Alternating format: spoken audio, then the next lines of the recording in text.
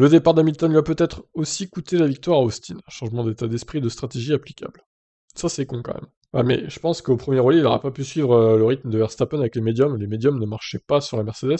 Enfin, ils marchaient beaucoup moins bien que sur la Red Bull. Par contre, pour les pneus durs, c'était l'inverse. On n'y comprend plus rien.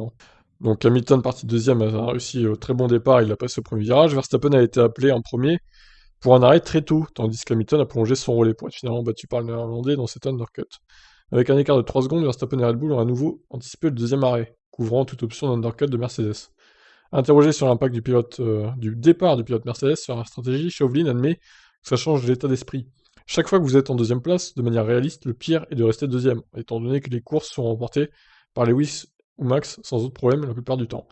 Mais la grande question est, aurions-nous pu soutenir leur rythme dans ce cas? Je suis certain que nous n'aurions pas pu rester dans leur boîte de vitesse comme ils l'ont fait avec nous. Ouais, c'est aussi mon avis pour le coup. Si nous avions pu rester dans la fenêtre des undercuts, ça aurait alors été une autre question. Mais notre course se résume surtout à la faible performance que nous avons eue avec les pneus médiums. Max aurait pu aller plus loin et creuser l'écart. En l'occurrence, la meilleure chose que nous puissions faire lorsqu'ils se sont arrêtés était d'essayer de créer un peu de décalage sur la vie des pneus. Mais finalement, la course n'a pas été assez longue pour que ça paye. Ouais, peut-être qu'il manquait 2-3 tours.